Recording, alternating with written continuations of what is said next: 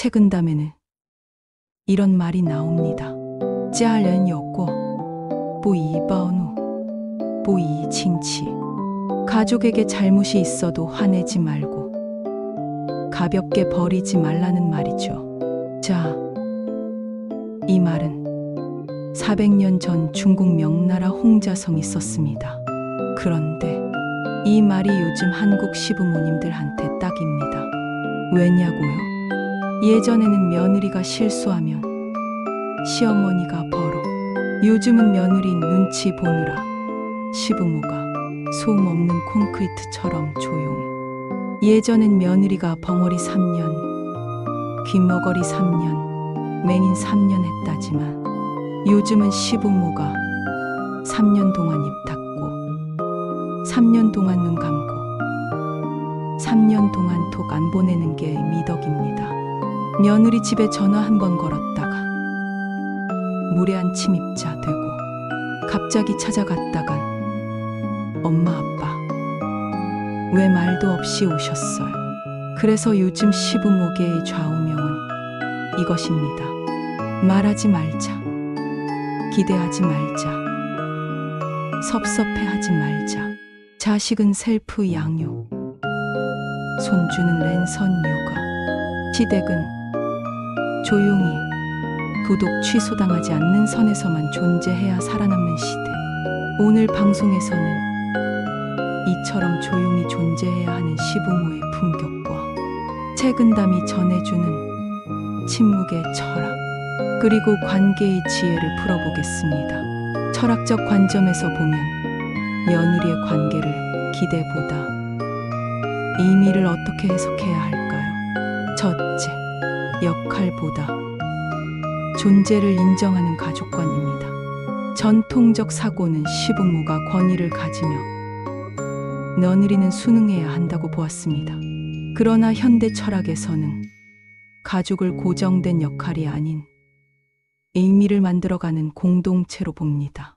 따라서 시부모는 이렇게 접근해야 합니다. 며느리도 하나의 독립된 인격체다. 우리가 기대하는 며느리 역할이 아니라 그녀의 존재 자체를 존중해야 한다. 둘째, 관계는 선택이라는 시대의 윤리를 인정하기입니다. 고대에는 가족이 주어진 운명이었지만 현대는 가족도 유지하고 싶은 관계여야만 지속됩니다. 이는 곧 우리 며느리가 마음을 닫았다면 먼저 우리가 열어야 한다는 뜻입니다. 셋째, 철학자 마르틴 부버의 말처럼 진정한 만남은 나는 너의 관계에서만 가능하다. 상대를 도구가 아닌 존재로 만날 때 진정한 대화가 시작된다. 며느리와의 관계는 일방적인 기대가 아닌 존중과 기다림을 바탕으로 한 성숙한 인간관계로 재정이 되어야 합니다. 시부모는 어른으로서 먼저 다가가고 관계의 문턱을 낮추어야 비로소 며느리는 자발적으로 다가올 수 있는 정서적 여유를 가질 수 있기 때문입니다. 今日不悟是来日再警之. 오늘 깨닫지 못하면 내일 다시 일깨워라느니. 고전의 가르침은 관계에서 인내하는 방식과 타인의 자각을 기다리는 철학을 함축하고 있습니다. 며느리가 스스로 잘못을 깨닫기까지 얼마나 기다려야 할까요? 심리학적 관점에서 자각은 시간보다 조건에 좌우됩니다. 첫째, 자기 통찰 self-awareness, 감정 안정 이후에 가능합니다. 며느리가 자신의 말이나 태도에서 실수가 있었음을 즉시 인정하기 어려운 이유는 대부분 자존감, 방어와 감정적 충돌 때문입니다. 즉각적 지적이나 화난 반응은 뇌의 방어 체계를 자극하여 반성이 아닌 저항을 유도하기 때문입니다. 심리학적으로 사람은 정서적으로 안전할 때에만 자신을 돌아보는 여유를 가집니다. 따라서 기다리는 시간이란 며느리의 감정이 안정되고 관계가 위협이 되지 않을 때까지의 시간입니다. 이것은 며칠이 될 수도 있고 몇 주 또는 몇 달, 몇 년이 걸릴 수도 있습니다. 핵심은 시간의 길이가 아니라 그녀가 스스로 깨달을 수 있는 정서적 여지를 주는가입니다. 둘째, 내면화에는 반복과 여백이 필요하다.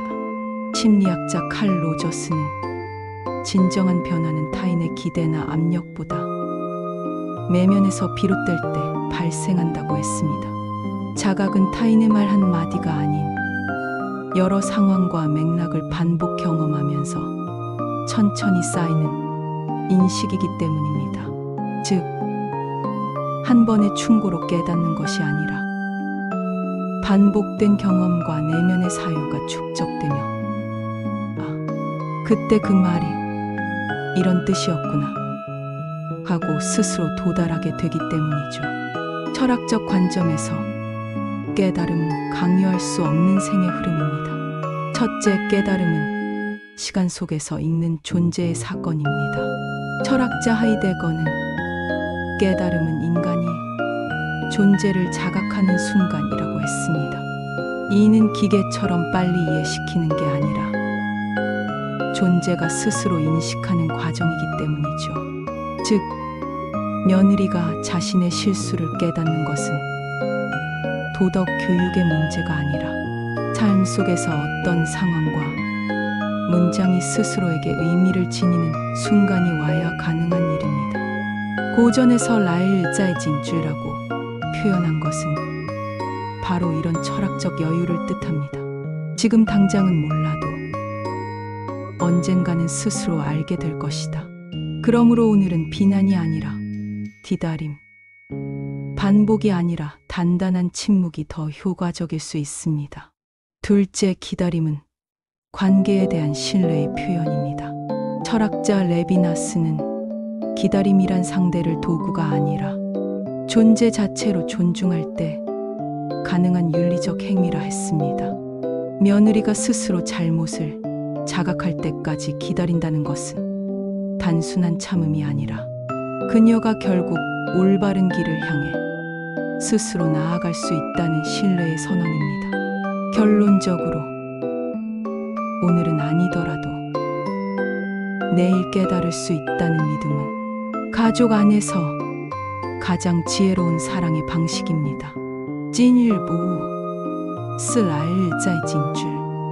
이 고전은 오늘날에도 여전히 유효한 이유는 인간의 변화가 강요가 아닌 기다림에서 비롯되기 때문입니다.